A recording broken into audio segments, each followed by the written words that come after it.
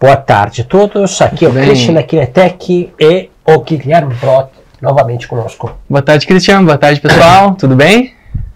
Então, pessoal, tá entrando, hoje teremos uma live super hardcore, coloquei no stories que hardcore, depois comento com o Guilherme, que é o conceito ali da galerinha da Universidade Federal, o conceito de biomecânica hardcore. E, então, só lembrando, as lives estão todas no YouTube, depois a gente coloca também no podcast, nosso canal podcast está crescendo, tanto no iTunes quanto no Spotify, né? O pessoal está começando a assistir e acompanhar podcast lá também. Então, pessoal, hoje temos uma live bem interessante, bem técnica. Entramos em um assunto onde a instrumentação é crucial. Sem instrumentação é um tipo de informações que não teremos acesso. A instrumentação é realmente importante na temática que hoje vamos ver com o Guilherme, tá? Então, Guilherme, como é que vai? Tudo bem, tudo bem. Realmente, hoje nós falaremos sobre uma biomecânica um pouquinho mais conceitual, né? A gente brinca que é a biomecânica hardcore quando a gente começa a entrar na questão das forças internas ao corpo, né? Hoje o tema da live é de cinética da marcha, ou seja, hoje nós falaremos das forças que geram o movimento e as repercussões que elas podem ter no nosso organismo, se alteradas ou se dentro da normalidade. Ótimo, Guilherme, é fantástica esta coisa. Cinética, qual é o significado de cinética mesmo? Cinética é o estudo das forças que geram o movimento. Perfeito. Então, pessoal, agora vamos ver esta questão das forças no movimento com uma literatura bem profunda e interessante.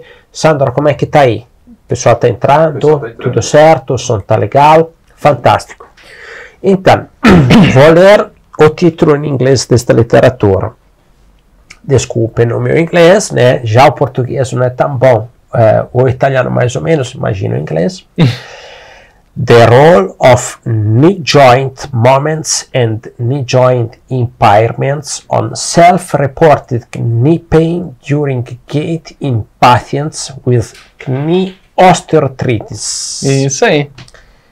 Traduzindo, Guilherme? Traduzindo, o papel dos momentos articulares e das limitações de joelho na dor durante a marcha de pacientes com osteoartrite. Então, hoje a gente vai tentar compreender um pouquinho do efeito da cinética nas questões funcionais do joelho, na dor, e como que isso pode influenciar a marcha de pacientes com osteoartrite. Então, hoje a gente vai fugir um pouquinho da temática apenas das quedas que a gente teve nas últimas lives sobre marcha, e entraremos numa questão também relacionada às quedas e ao envelhecimento, que é a osteoartrite e a sua relação com as forças intraarticulares. Ótimo. E os autores, né, são Megan O'Connell, Sean Farokip, Kelly Fitzgerald, da Universidade de Pittsburgh, Estados Unidos. Isso mesmo. E aí, aqui, eles usaram uma amostra interessante, né, Guilherme? Isso mesmo. Esse artigo ele foi publicado na revista Clinical Biomechanics, que é uma revista de bastante repercussão, né, dentro da área da biomecânica, é uma das mais bem conceituadas, em 2016, e a amostra deles foi de 67 pacientes, né? Então, uma amostra bem grande quando a gente fala de estudos tridimensionais em biomecânica, né? Sim. Todos eles apresentavam osteoartrite e foram divididos em 3 grupos. Quais são os grupos? Um grupo sem dor, composto por 18 pacientes. Sim. Outro grupo com dor moderada, composto por 27 pacientes. E outro grupo com dor severa, né, composto por 22 pacientes. Ok, ótimo. E qual foi o objetivo desta pesquisa, né? Então, o que acontece? Eles perceberam uma questão, né, eles trazem, né, na introdução do estudo a questão de que pacientes com osteoartrite, eles apresentam uma série de dificuldades durante a marcha, né?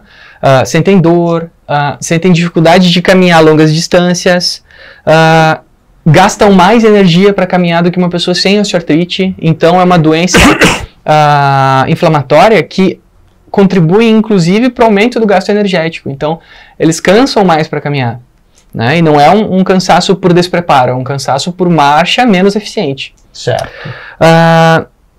E ao mesmo tempo apresentam uma série de alterações daquelas que nós discutimos nas lives anteriores, né? A gente falou já das lives das variáveis espaço-temporais e das variáveis cinemáticas.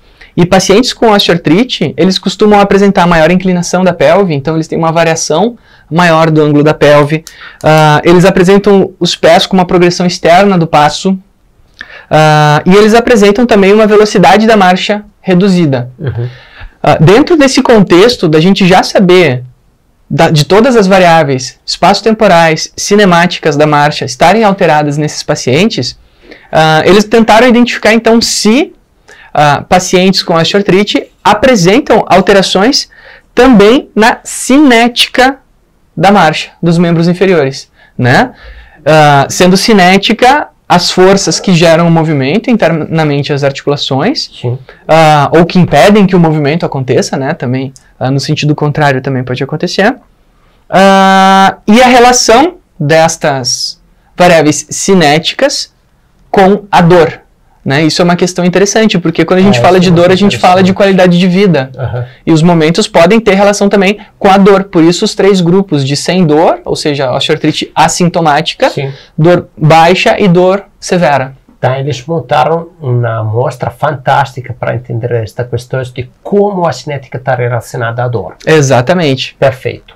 Aí eu acho que vale a pena destrinchar 2 conceitos. O primeiro, eu acho, rapidamente, de novo, sobre a questão da osteoartrite. O que é a osteoartrite, Guilherme? Então, a osteoartrite, ela é uma doença progressiva, né, articular, que é definida como um processo inflamatório e degenerativo das cartilagens e cápsula articular que envolvem alguma articulação. No caso aqui a gente está falando da osteoartrite de joelho. Sim. Né? Então, no caso que envolve a articulação do joelho, então a cartilagem do menisco, o platô tibial, as cartilagens que envolvem a extremidade distal do fêmur, e inclusive as cartilagens que envolvem a patela. Então todo o processo degenerativo que acontece ali devido ao envelhecimento, ou devido a questões, né, mecanismos que a gente vai tentar compreender, a gente chama de osteoartrite, que começa com um processo inflamatório e evolui depois para um processo degenerativo, que é a osteoartrose.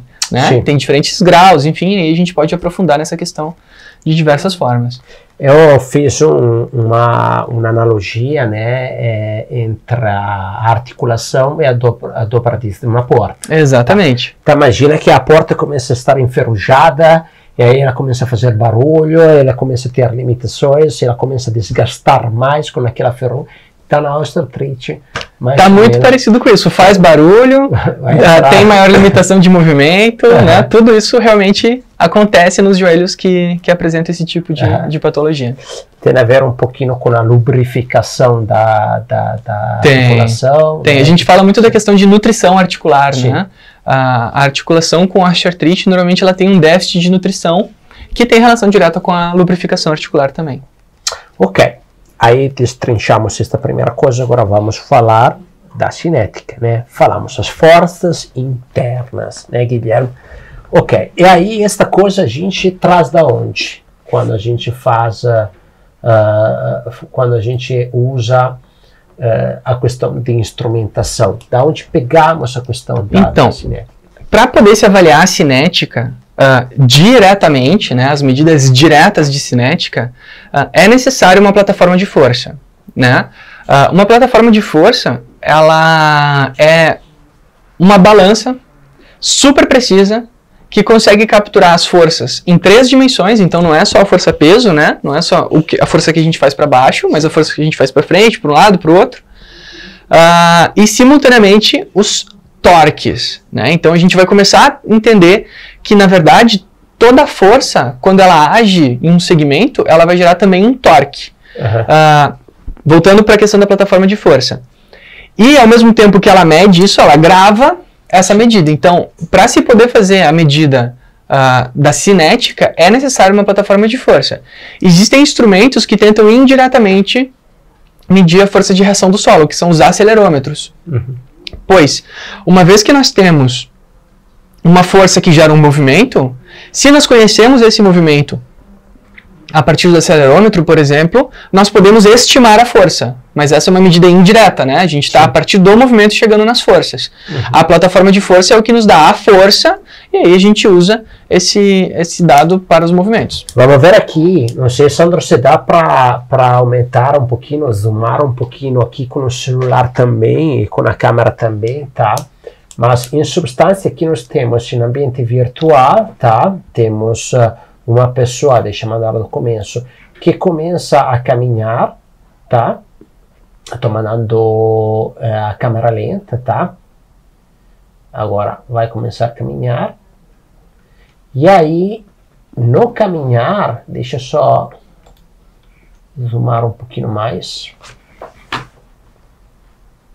Uma coisa que é interessante destacar aqui nesse sistema que o Christian está apresentando é que as plataformas elas estão representadas como aquelas faixas rosa na superfície, né? Exato. Cada uma daqueles quadradinhos rosa são uma plataforma de força. Ele começa a pisar e agora em cima desses quadrados a gente começa a ver um vetor de força, tá? Eu vou mudando aqui a posição. Este vetor de força aqui que vocês estão vendo, tá? Ele vai ir começamento por trás, depois vem para frente, mas em substância, o que a gente tem aqui é a possibilidade de detectar, né, esta força de eração do solo, o impacto que nós geramos no solo e como o solo reage à força que nós estamos gerando lá, tá?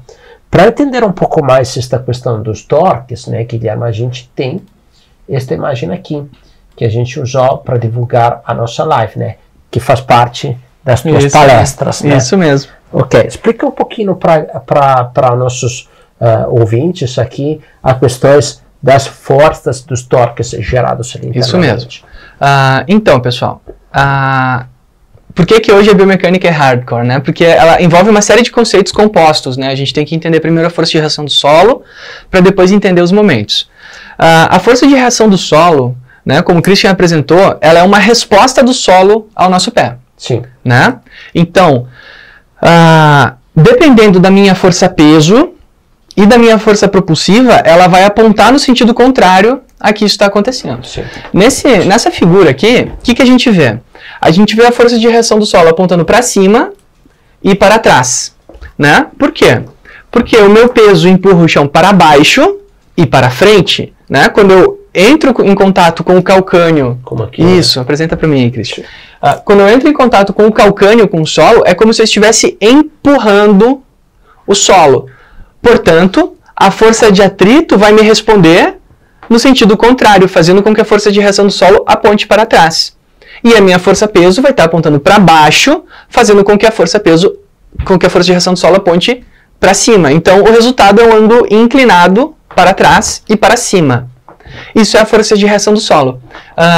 Tem também um outro plano, que é o plano frontal, que aqui não estamos olhando. Exatamente. Mas que daqui dá para ver, né? Se eu olho frontalmente, esta curva, este vetor aqui vai ter também um outro tipo de angulação no plano frontal. Exatamente, ele também oscila lateralmente, né? Sim. Normalmente os alunos têm bastante... se assustam um pouco as primeiras vezes que vêm as questões sobre a força de reação do solo, porque é um conceito bastante abstrato. Mas a gente tem que entender que a força de reação do solo é basicamente a resposta ao meu peso, a minha propulsão ou frenagem e a velocidade com qual eu faço isso. Né? Quando a gente entende que eu estou empurrando o solo e ao mesmo tempo estou fazendo peso em cima do solo a uma determinada velocidade, a gente entende o que é a força de reação do solo. Né? Porque ela vai responder no sentido contrário disso. Bom, entendendo a força de reação do solo, e pessoal, se vocês quiserem que eu aprofunde algum desses tópicos, podem perguntar aqui, o Sandro tá no celular ali observando as mensagens, tá? Fiquem à vontade para perguntar. A partir do momento que eu tenho uma força de reação do solo acontecendo nas minhas articulações, esta força vai gerar uma tendência de giro, né? Que é o que está sendo representado aqui pelas flechinhas vermelhas e as flechinhas amarelas. As flechinhas amarelas, elas representam a tendência de giro que a força de reação do solo gera sobre as minhas articulações, né? Então, vamos pensar da seguinte forma. Se eu tenho aqui o meu pé, ainda não aplicado aquela situação, né? O meu pé e aqui a minha tíbia. Se eu gero uma força de reação do solo aqui, eu estou gerando uma tendência de giro de dorsiflexão, ou um momento externo dorsiflexor, né? Os momentos são o resultado de giro que a força gera, né? O torque, né? O que é o torque? O torque é nada mais do que o efeito de giro que aquela força está causando sobre o meu segmento e sobre a minha articulação. Certo. Né? Então, se eu tenho uma força apontando aqui na frente, eu tenho um momento dorsiflexor. Sim. Se eu tenho a força de reação do solo agindo aqui no meu calcanhar, né? Pensando que a minha articulação ela está um pouco à frente do meu calcanhar, eu tenho uma tendência de... Exatamente. Ela está aqui, né? O calcanhar estaria aqui. Eu teria uma tendência de giro plantiflexora, porque a força está fazendo força atrás da minha articulação do tornozelo, fazendo com que o meu calcanhar entre em plantiflexão. Esta é a tíbia. Isso tá? Aí. Aqui temos o chão, né? A inserção com o talos aqui, né? Aí o impacto ele vai para baixo. Perfeito. E há um movimento de plantiflexão. Sim. Olha que interessante. Então, a força, a cinética é o estudo dessas forças que geraram o movimento. Né? A força de reação do solo, quando ela gera um momento plantiflexor, ela gera uma tendência de movimento de plantiflexão, que é o que está representado aqui. Né? Então, a força de reação do solo está apontada aqui. Né? Eu desenhei uma linha azul escura. Depois a gente posta novamente essa figura no Instagram para vocês verem ela ainda com mais detalhes. Tá? Aqui a força de reação do solo está gerando uma tendência de giro atrás da articulação do tornozelo. E esse tornozelo vai ter uma tendência à plantiflexão, ele vai ter uma tendência a apontar para baixo. Bom, esse é o momento externo. Né? A gente tem que entender que o momento ele tem dois componentes, um interno e outro externo. A força de reação do solo vai gerar um momento externo, né? Ou seja, é a força do lado de fora do meu corpo gerando um movimento do lado de dentro. Né? Isso a gente chama de momentos externos. Bom, se eu tenho esta força atuando para trás do meu calcanhar, do meu tornozelo, gerando uma tendência de movimento plantiflexora, eu preciso de um grupamento muscular para equilibrar esses momentos, controlando essa plantiflexão. E aí entra a questão dos momentos internos. Os momentos internos, aqui nessa figura, estão representados pelas setas vermelhas. As setas vermelhas representam qual é a tendência de giro que os grupos musculares estariam causando sobre as nossas articulações. No caso aqui, o grupo dorsiflexor, representado pelo tibial anterior na imagem, gerando um momento interno de dorsiflexão em contraposição ao momento externo plantiflexor. Então o nosso pé ele não desaba de forma livre, né? Ele não cai. A gente tem um pequeno controle da musculatura dorsiflexora para que a plantiflexão aconteça de uma forma controlada e estável. Certo. E sobre o joelho, Guilherme, que é o assunto que hoje vamos tratar? Então, no joelho isso vai acontecer de uma forma muito semelhante. E aqui, quando a gente começa a pular de uma articulação para outra, é o que a gente chama da dinâmica inversa, né? Onde, a partir do que está acontecendo lá na articulação de baixo, eu tento estimar o que está acontecendo nas articulações de cima. Por quê? Porque a plataforma de força, ela mede só a força no pé. A gente não sabe a força que está acontecendo no joelho. Certo. Então, essa força que passa pelo pé vai causar também uma força de giro, né? Uma tendência de giro na articulação de cima. Isso se usa algumas técnicas matemáticas, que é a famosa dinâmica inversa, né? Onde eu vou gerar momentos do próprio segmento sobre a articulação e da força de reação do solo sobre aquela articulação. Aqui nós veremos então a tendência de giro que a força de reação do solo causará naquela articulação. O que nós temos aqui, né? Então, nós temos uma força de reação do solo passando atrás do joelho, certo? Ou seja, ela vai gerar uma tendência da tíbia girar nesse sentido, no sentido da flexão do joelho. Então, o chão está empurrando a minha articulação no sentido da flexão do joelho. Momento externo, flexor de joelho. Aham. É assim que nós chamamos. Certo. Qual é a contraposição? O quadríceps, e esse é o momento mais importante de hoje, né? Que a gente tem que compreender. O quadríceps, assim como o grupamento dorsiflexor, o grupamento extensor de joelho deve controlar esse momento flexor causado pela força de reação do solo, né? Gerando um momento extensor do joelho, né? Obviamente, né? O quadríceps gera extensão do joelho. Então, ele vai gerar um momento extensor de joelho a fim de controlar o momento flexor do joelho que a força de reação do solo causa. Vamos ampliar isso. O que nós temos? Que toda força gera uma tendência de giro no nosso corpo. Uhum. No tornozelo, a força de reação do solo gera uma tendência plantiflexora e o grupamento dorsiflexor deve contrapor. No joelho, a força de reação do solo gera uma tendência flexora de joelho e o nosso grupo muscular quadríceps, né, o nosso grupo muscular extensor de joelho, deve contrapor esse momento, gerando um momento interno extensor. O que interessa para a gente quando nós vamos estudar não é o momento que a força de reação do solo gera. Por isso que a gente chama de uma coisa que nós temos que, né, ir compondo o conhecimento.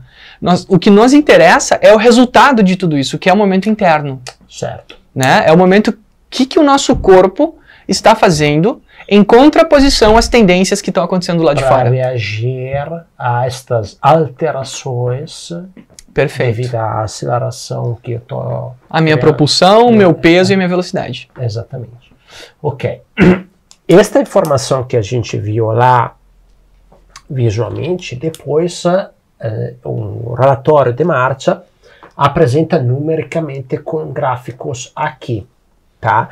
Mas não entramos demais neste detalhe aqui, porque agora vamos entrar um pouco mais, né, Guilherme, na questão da literatura. Isso mesmo. Que investigou estes detalhes que precisamos destrinchar para poder, né, depois fomentar um pouco melhor.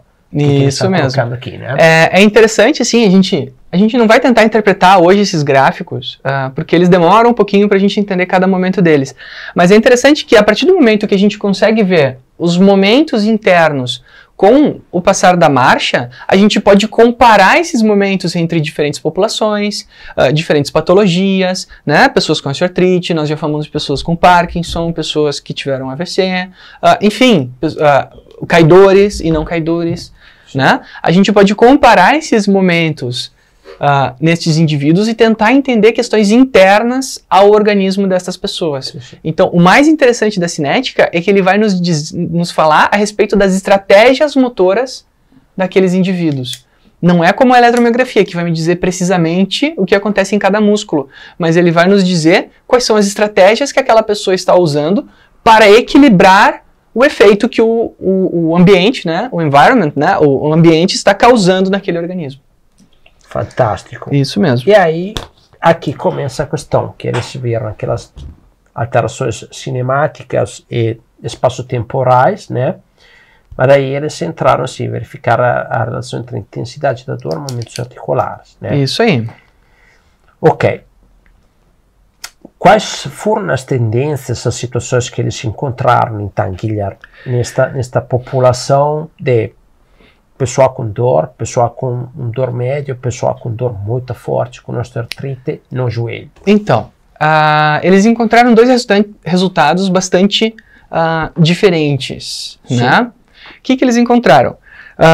Que pacientes sem sintomas e pacientes com sintomas, ou seja, pessoas com dor e sem dor, têm respostas completamente diferentes para as questões envolvidas à osteoartrite e aos momentos articulares. Uhum. Então aqui é o primeiro elemento que a gente vê, que os momentos articulares, eles respondem também às questões da nossa vida, né? Se eu sou uma pessoa que sente dor cronicamente, eu vou adotar uma estratégia, né? Isso tem relação muito com a nossa qualidade de vida também. Sim.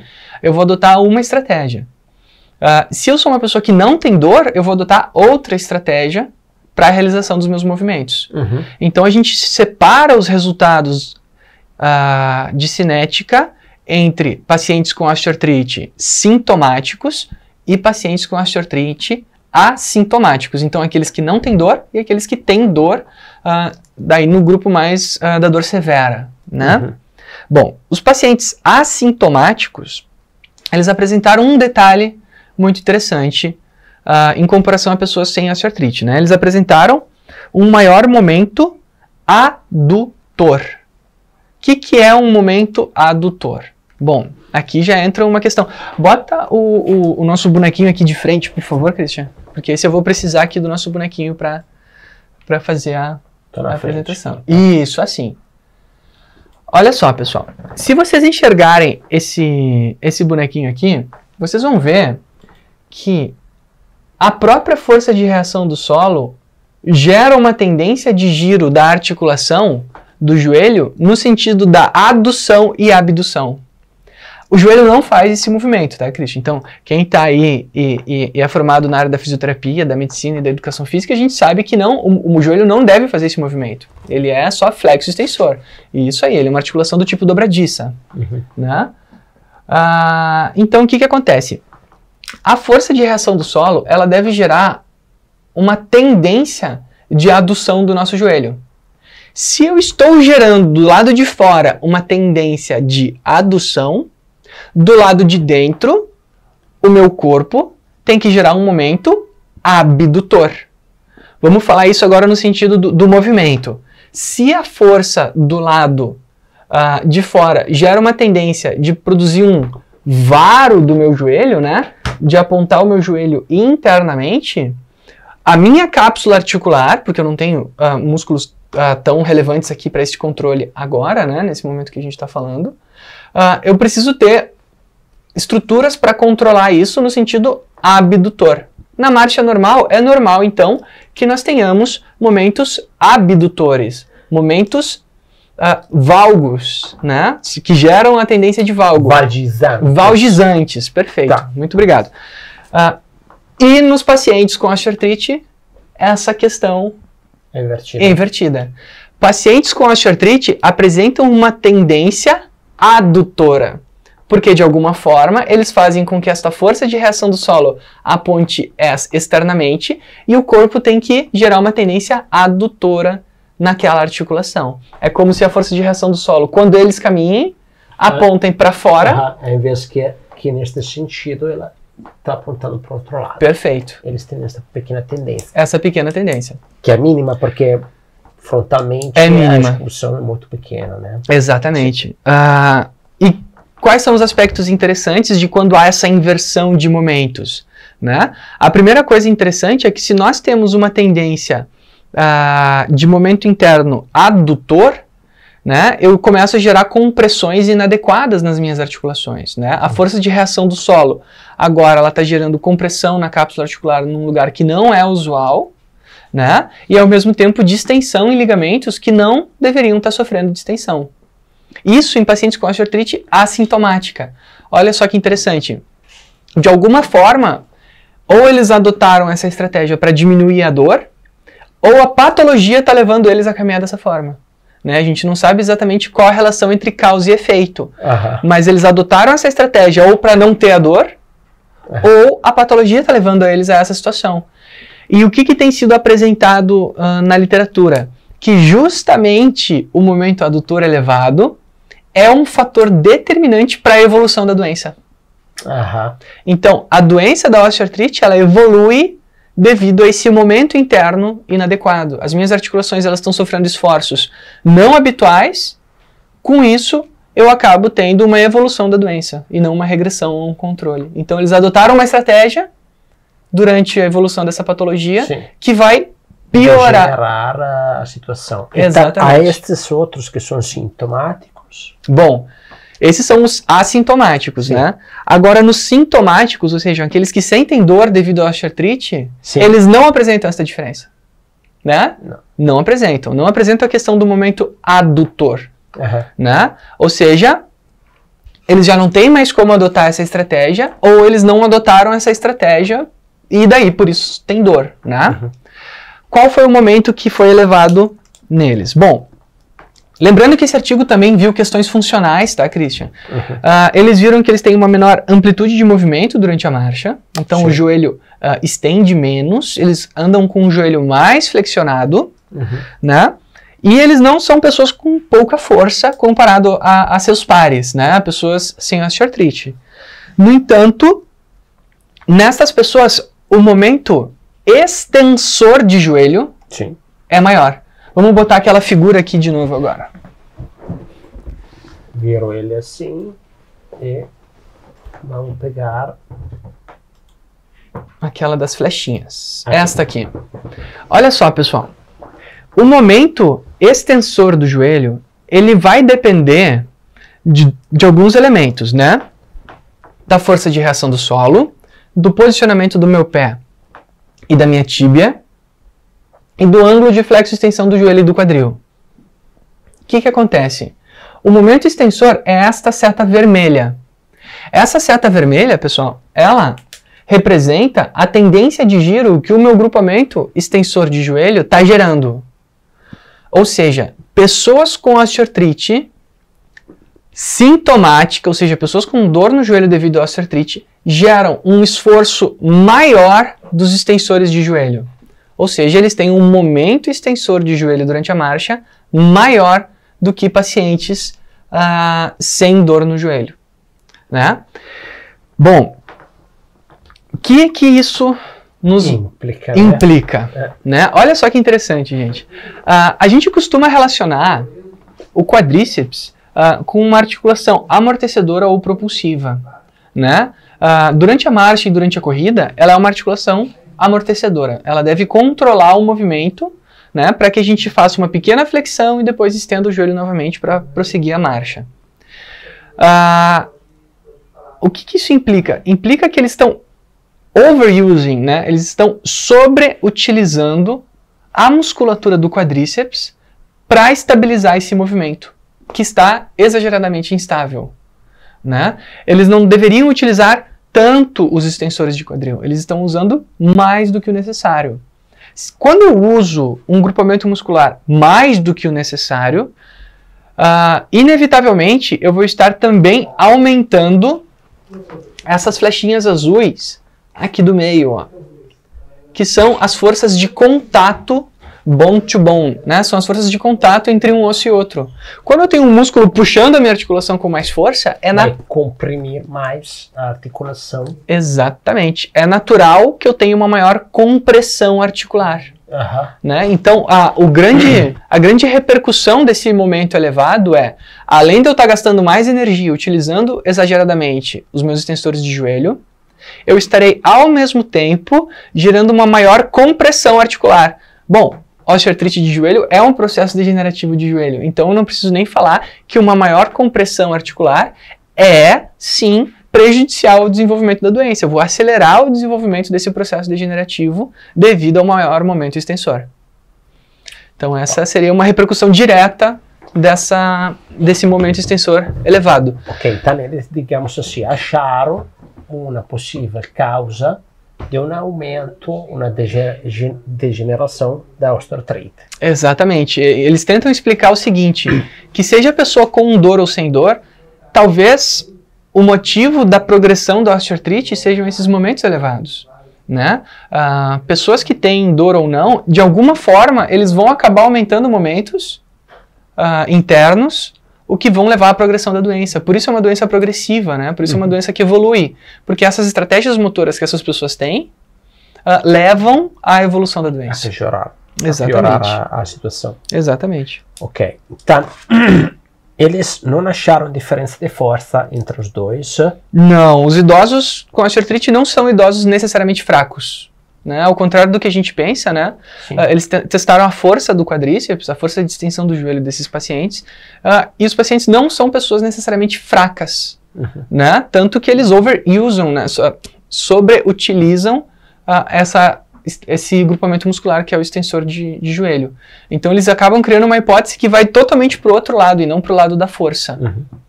Então, o que eles descobriram é que quem tem dor é porque está aumentando o momento extensor do joelho. Exatamente. É uma relação que tem entre a dor e um momento extensor. Muito relação causa e efeito a gente não consegue fazer. Se foi o momento que causou a dor ou a dor que causou o momento. Mas a gente sabe que existe associação entre os dois. Existe essa associação. Exatamente. Ok, então queres descobrir nestas questões aqui, né, Guilherme, o que a gente tem de proveito para a nossa aplicação? Essa é a parte mais bacana, né? O que a gente consegue tirar de proveito, né? Por que a gente insiste tanto em estar trazendo conhecimento científico aqui e leitura de artigos para vocês, né? Que é para a gente poder utilizar o conhecimento científico para atuação. Certo. Né? Bom, qual foi a mensagem desse artigo aqui que os autores inclusive trazem na discussão deles, aplicações prováveis, né? O que eles trazem de hipótese para tentar explicar esse momento extensor elevado? Talvez esse momento extensor elevado ele esteja associado a dois fatores. O primeiro, a uma amplitude de movimento diminuída. Essas pessoas que normalmente apresentam dor no joelho devido à osteoartrite, eles têm uma rigidez articular importante, né? Então o que acontece? Não conseguindo estender o joelho completamente, deixando o joelho mais flexionado, eles geram uma tendência de extensão maior, né? A gente tem que lembrar que se eu tiver com esse joelho mais fletido, a minha força de reação do solo vai estar apontando mais para trás, aumentando a minha tendência de giro no sentido da flexão. Uhum. Então, a primeira causa pode ser essa, uma limitação de amplitude de movimento. E a segunda causa é, como o grupamento extensor do joelho, ele é um grupamento extensor importante para o controle da estabilidade durante a marcha, a instabilidade global que esses pacientes apresentam talvez seja a causa deles estarem sobreutilizando o quadríceps. Eles estão utilizando um grupamento que seria só para amortecer, mas para estabilizar o corpo de uma forma global. Né? A marcha desses pacientes tem sido apresentada, e aí eles constroem essa hipótese se apoiando em outras teorias, né? E a principal delas é que pessoas com osteoartrite têm um déficit de equilíbrio bastante importante. Então eles provavelmente estão utilizando o quadríceps para compensar esta instabilidade dos membros inferiores. Então eles estão usando um músculo que não é estabilizador, que é o quadríceps, para estabilizar. E aí o provável mecanismo da doença, né? A sobreutilização de grupamentos musculares que não tem aquela função específica naquela situação. Tá? Seria interessante avaliar o equilíbrio dessas pessoas também. Perfeito, esse é a sugestão dos autores, né? Uhum. Bom, como é que a gente vai melhorar então esses pacientes? E eles trazem uma série de literaturas recomendando, né? Uhum. Os estudos que têm trazido melhor efeito sobre o sintoma e esses mecanismos, né? Isso é uma coisa importante, porque às vezes a gente não reduz o sintoma devido à evolução da doença, mas reduzir os mecanismos já significa uma redução da evolução da patologia. Sim, um controle. Um controle, exatamente. Então, o que eles recomendam? O primeiro elemento é o treino do equilíbrio, né? Então eu avalio o equilíbrio dessa pessoa e tento melhorar ele com a minha intervenção. Dentro da área da fisioterapia e da educação física, se utiliza muito o treinamento proprioceptivo para isso, né? Que mora principalmente no controle da minha articulação do pé e do tornozelo, né? Que traz muita informação a respeito do solo para o meu corpo, e melhorando essa questão proprioceptiva, eu vou ter uma melhor estabilidade. A segunda sugestão seria um treino de marcha melhorando essa questão do momento adutor, que é o dos pacientes assintomáticos, né? Então, seria diminuindo essa tendência de momento adutor, seja aproximando, diminuindo a largura do passo, seja fortalecendo a musculatura abdutora para trazer mais controle de quadril, né? Trazendo estratégias que possam ajudar no controle desse momento frontal.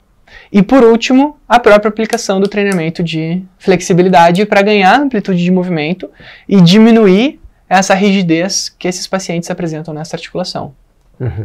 Então, substancialmente, duas causas de ficar ligado são a diminuição de flexibilidade e o equilíbrio da pessoa. Perfeito. Tá. Perfeito. Essas duas, tu pode depois trabalhar, treinar, melhorar de diversas formas, né? Ok. A literatura apresenta algumas, né? A gente já falou sobre o uso de palmilha, a gente já falou sobre o uso de roupas compressivas, a gente já comentou também sobre próprios exercícios de treinamento de marcha com desafios. Sim. As técnicas que o pessoal vai utilizar são diversas, certo. Mas realmente esses são os dois pontos, o equilíbrio e a flexibilidade, a amplitude de movimento desses pacientes. Ok. Então, pessoal, se o assunto da dinâmica inversa para vocês é interessante, eu acho muito, muito, muito fascinante, é fantástico, né? A gente tem 2 cursos, que um é sobre análise de marcha, outro é o curso de saltos, onde a gente trata bastante a questão de cinética. Exatamente. E vocês podem eventualmente também aprofundar estes assuntos com mais calma, com mais cuidado, estudando também algumas literatura que o Guilherme trouxe dentro dos cursos, que vale a pena dar uma olhada, tá? Depois, Guilherme, o que mais podemos colocar aqui para a nossa audiência? Então, Sandro, temos perguntas, hein? Por enquanto não. Por enquanto não? Então tá.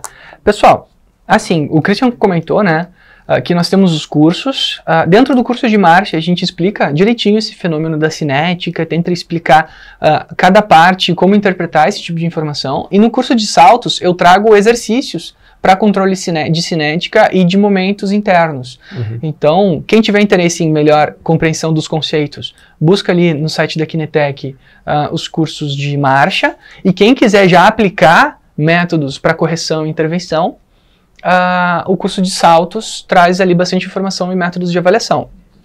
O que fica de mensagem assim global para fechar o ciclo, né? Que a osteoartrite, ela talvez seja uma doença causada por mecanismos internos, né?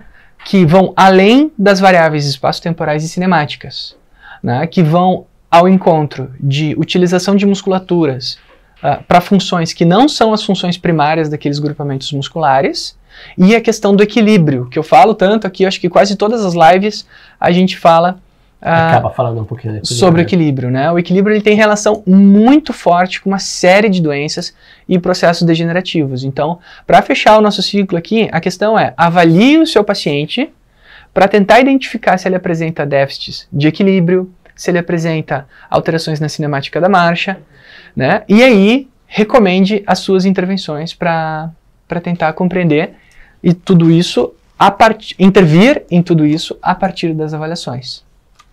Ótimo, Guilherme. Eu achei esta literatura aqui muito, muito, muito bacana, porque é também concreta, né? Ela traz uma visão bastante, né, aproveitável no nosso dia a dia, destas questões de flexibilidade e de equilíbrio, né? Repete o título do artigo, Cristian. Opa. Quer que eu repita? Repite. Mas depois a gente pode colocar ali também, né? Vai estar disponível o DOI do artigo e o título do artigo nas redes sociais da Kinetec. Sim.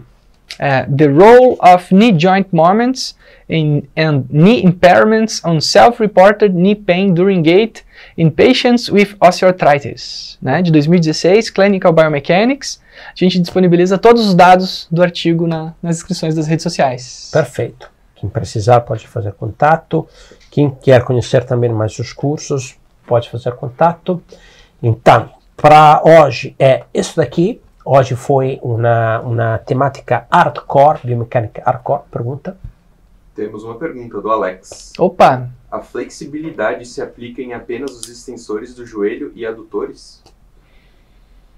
Então, Alex, quando a gente fala de flexibilidade, né, a gente fala de amplitude total de movimento. E aqui a gente está falando do quanto ele estende o joelho e de como ele utiliza essa articulação. Nem sempre a pessoa é necessariamente encurtada para apresentar déficit de amplitude de movimento durante a marcha. Então a flexibilidade ela vai ao encontro do treinamento de mobilidade. Então eu preciso ganhar mobilidade de forma global no quadril e mobilidade de forma global no joelho, no sentido tanto da flexão quanto da extensão completa do joelho associada à flexão do quadril, né? Então toda a cadeia posterior, mobilidade global do quadril, isso é uma coisa muito importante de se trabalhar nessas pessoas e que às vezes ela é negligenciada na nossa atuação, porque antigamente a gente pensava que a osteoartrite tinha tudo a ver com força, né? Mas hoje a gente vê que não é questão da força, e sim do como eu utilizo essa força. De como eu sei administrar as forças, né, durante a internas marcha. e externas. Exatamente. Mais Mais perguntas? Mais uma pergunta da Ana. O teste de valgo dinâmico pode auxiliar na identificação desse momento adutor aumentado na marcha? Sim, sim. Com certeza. Porque se eu tenho um valgo dinâmico durante situações funcionais, né, se eu faço um teste funcional, um salto, apoio unipodal, o próprio agachamento e observo o paciente realizando, isso pode sim ter relação com essas variáveis durante a marcha, né? Não é o propósito inicial desse estudo, eles não construíram essa relação, mas eu digo que provavelmente deve haver uma relação entre as questões dos testes funcionais com a funcionalidade durante a marcha. Então, pode ser um teste ser utilizado a fim de entender se essa pessoa está utilizando essas estratégias de forma inadequada. Com certeza, muito bem colocado, Ana. Ótimo, Ana. Mais alguém? É isso aí. Maravilha. Obrigado pelas perguntas. Então, desejando um bom final de semana. Semana que vem, eu e a Roberta estaremos no SONAF em Fortaleza. Quem quer conhecer mais os equipamentos, conversar conosco, estaremos lá. E semana que vem, Guilherme fará uma live com o Rodrigo. Isso mesmo. Sendo que eu estarei lá em Fortaleza e a live vai tratar de cinética, mas esta vez na corrida. Na corrida. Exatamente, Tá? também muito interessante. Então, vale a pena assistir. Semana que vem, cinética na corrida. Por enquanto, é isso aí. Bom final de semana. Boa sexta-feira, boa tarde, pessoal.